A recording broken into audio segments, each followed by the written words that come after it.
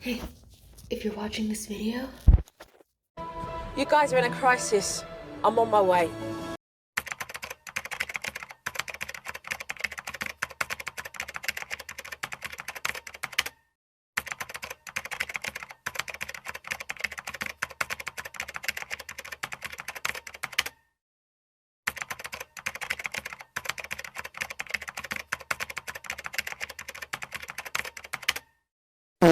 hi, my name is Nee. I was accepted into medical school for the 2021-2022 cycle, and with the application opening up, I've been getting a lot of questions from pre-med friends and acquaintances on my medical school process and journey to hopefully help, encourage, motivate, and be a refuge for anyone who is running this marathon or are about to run this marathon with me. I decided to start a channel where I share my experiences, tips, because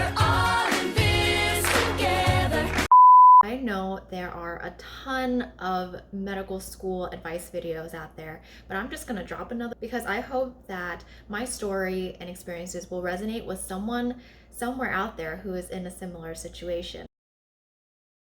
In today's episode, I will be sharing with you the methods, the theories, and the execution on how to create that killer medical school personal statement so that you all can Slay! Slay! Brief disclaimer, I am simply sharing my personal experiences and takeaways. I am in no way a perfect applicant, nor am I guaranteeing any results. I just want to share what I have found to be helpful and hope that this will help you guys as well. To give you guys some background, I applied to 20 schools. I received 6 interview invites. I attended 5 interviews, accepted into 3 medical schools, and was waitlisted after my interview at one of the schools. I am expecting to hear back from the school that I got waitlisted at very, very soon, so please send positive vibes my way. My BCPM GPA is 3.42.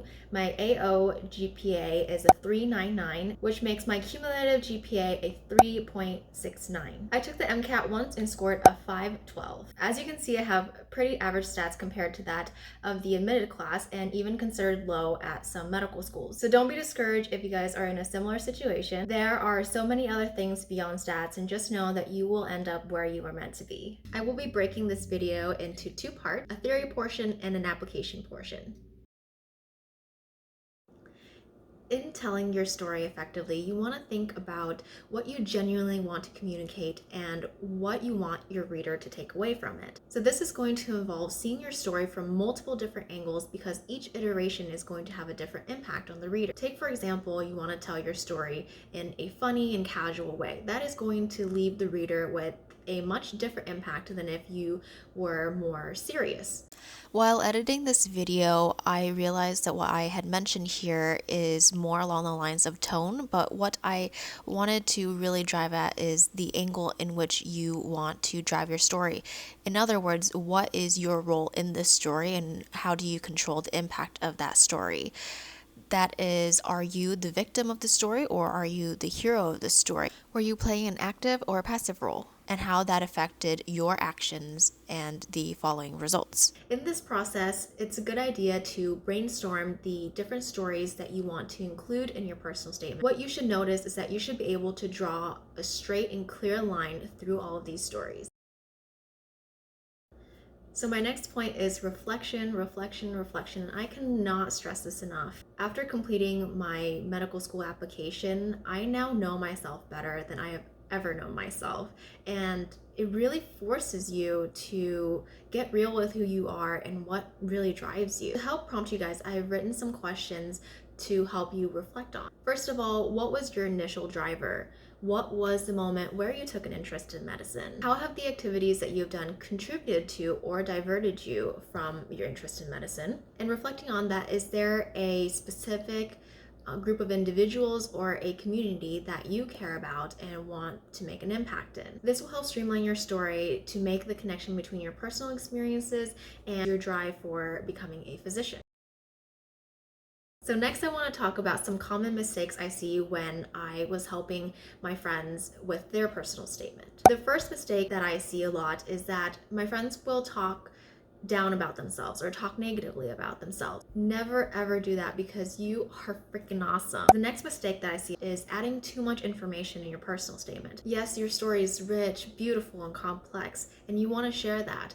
But remember, adcoms only have so much time and they have so many personal statements to get through. So you want to capture the greatest impact in the least amount of space. So here, being concise is key. Also, remember that you will have a ton of other chances to showcase all of your wonderful experiences in the other sections of your application, like the rest of your primary application, your secondaries, your interviews, etc. Another obvious mistake is having poor grammar or punctuation, but I also want to stress the importance of flow. There should be a smooth transition from one topic to the next. Gently guide me through your journey to medicine. I shouldn't be experiencing any turbulence. It should be smooth like Michael Jackson. Not like this.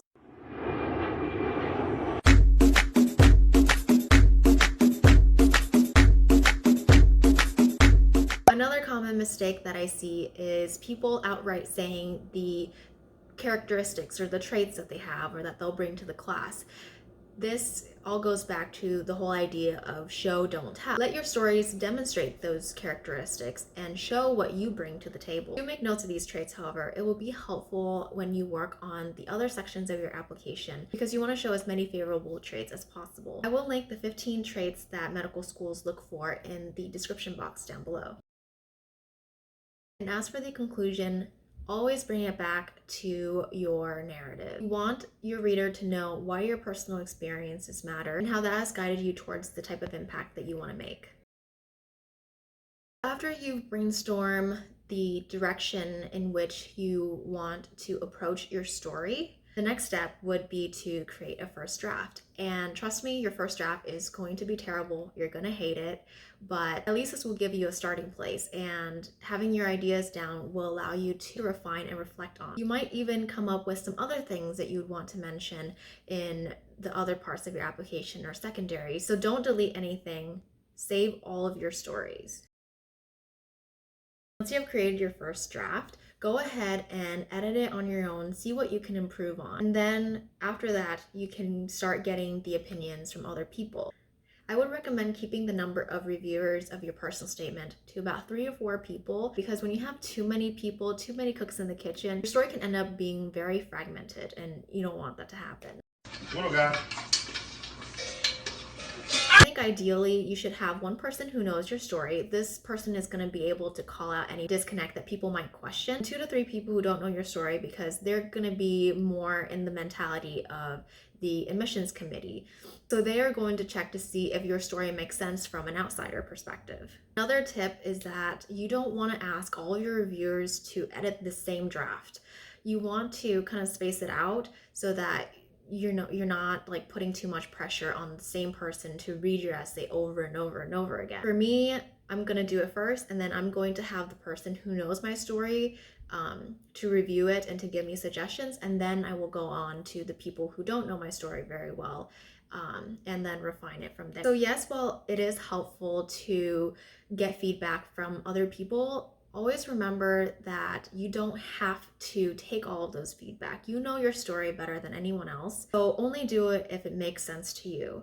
And after that revision, it's all about refining and creating multiple drafts.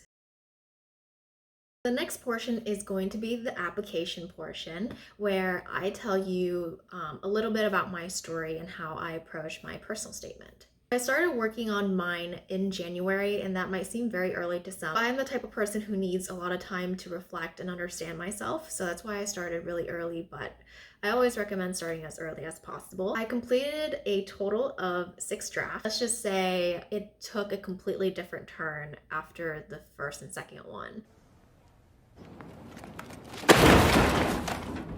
It wasn't until my 3rd draft where I started to really get down the angle and the perspective that I wanted my story to be told from.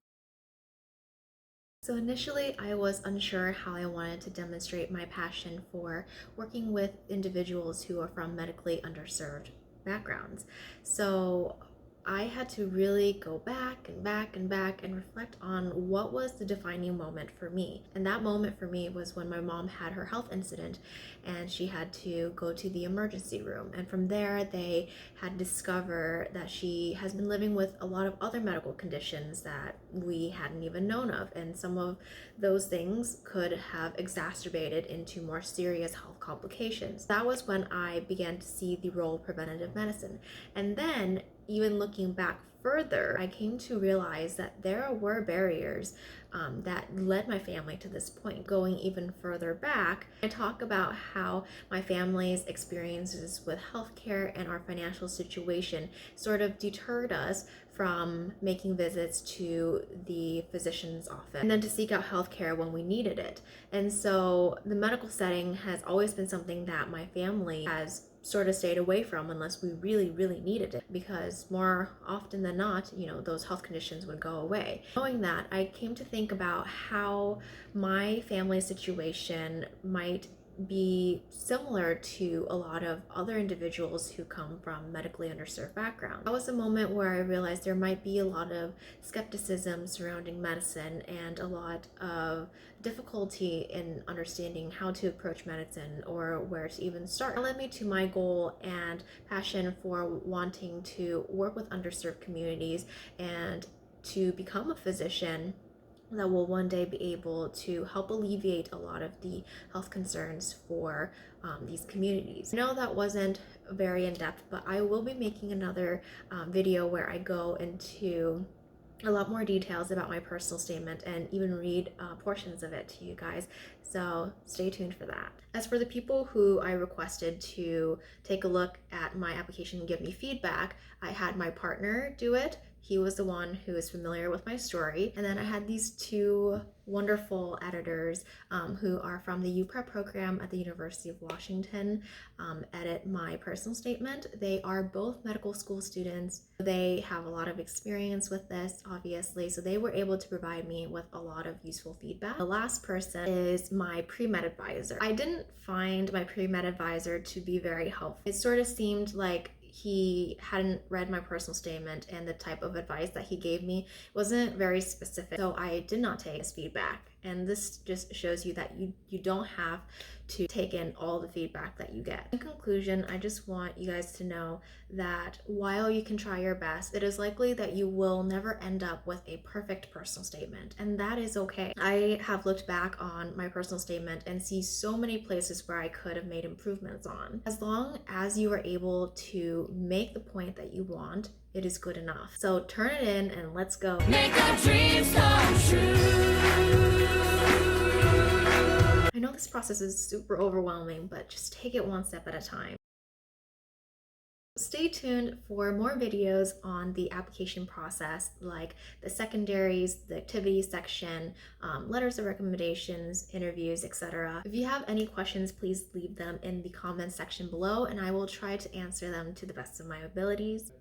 That is it for now. Thank you so much for watching. Best wishes, warmest regards. Until next time. Bye!